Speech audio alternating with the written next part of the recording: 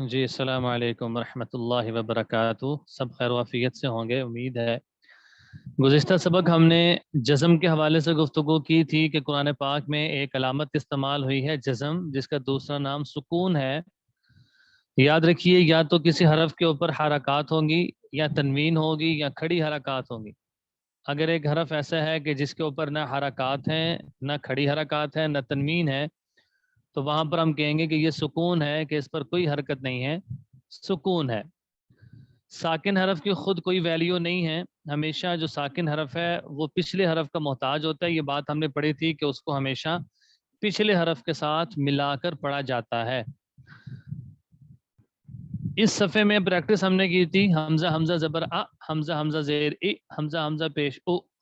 بہت ساری قرآن پاک کی آیات ہیں اور ان سے مثالیں ہمیں ملتی ہیں کہ یہ جو سکون ہے، ساکن حرف ہے، یہ ہمیشہ پچھلے حرف کے ساتھ مل کر آتا ہے۔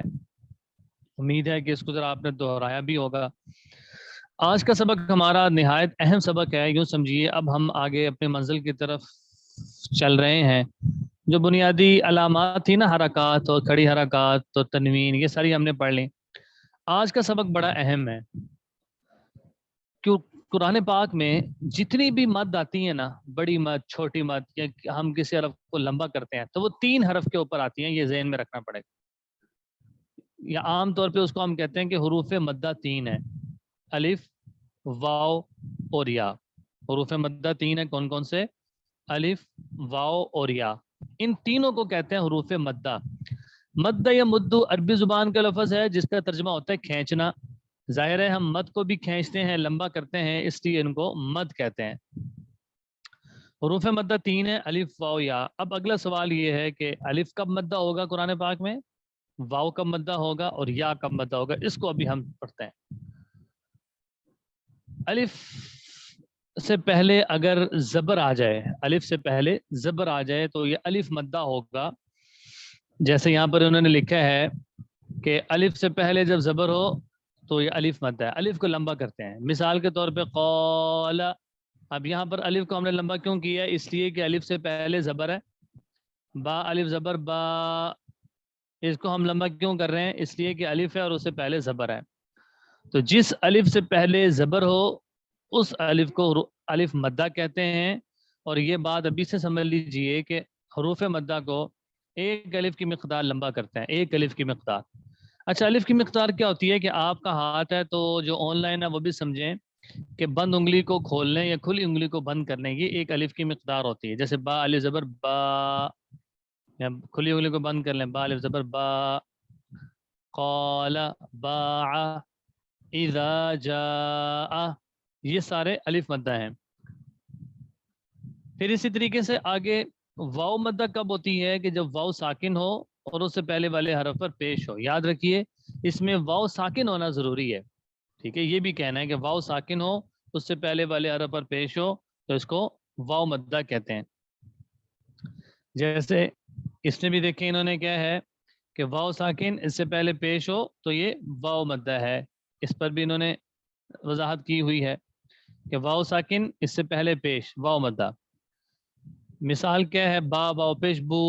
آپ جب تلاوت شروع کرتے ہیں کیا پڑھتے ہیں؟ اعوذ، اعوذ، اس میں یہ دیکھیں واو ساکن ہے اور اس سے پہلے پیش ہے، تو ہم یہ کہیں گے کہ یہ ہم واو کو اس لیے لمبا کر رہے ہیں کہ یہ واو مدہ ہے۔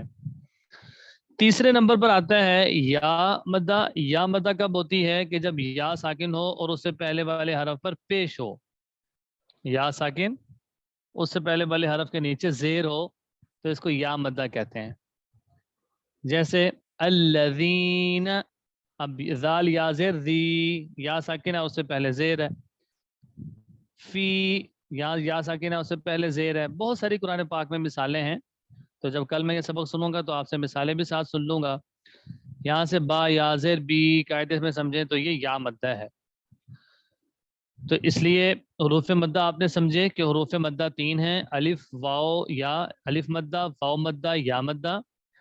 پہلے یہ بات سمجھنی پڑے گی کہ حروف مدہ کو ایک الف کی مقدار لمبا کرتے ہیں۔ پورے قرآن پاک میں جو بھی مدیں آئی ہیں، بڑی مد، چھوٹی مد، وہ ہمیشہ کس کے اوپر آئی ہے؟ وہ حروف مدہ کے اوپر آئی ہے۔ یا تو وہ الف کے اوپر ہے، یا وہ واو کے اوپر ہے، یا کے اوپر ہے۔ ہاں وہ جو حروف مقطعات ہیں ان کی الگ بات ہے، جیسے یاسین، طہ، کاف، ہا، یا عین، صاد وغیرہ وغیرہ۔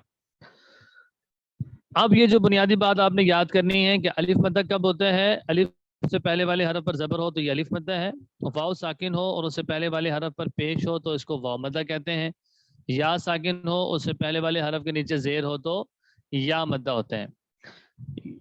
کتاب میں عبارت بھی لکھی ہے الف مدہ، واؤ مدہ اور یا مدہ کے حوالے سے، یہ پوری گفتگو ہے، اور پیچھے نیچے پوری ایک تختی ہے کہ جو انہوں نے حروف مدہ کی پریکٹس کے بارے میں بتائی ہے۔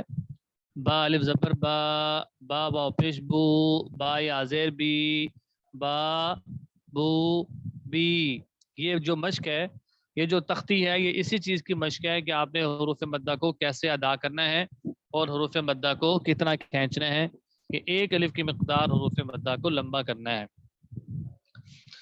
تو یہ اس کو ذرا دہرائیں، حروف مدہ کو دہرائیں، کوئی بات نہیں سمجھ آتی وہ پھر پوچھیں۔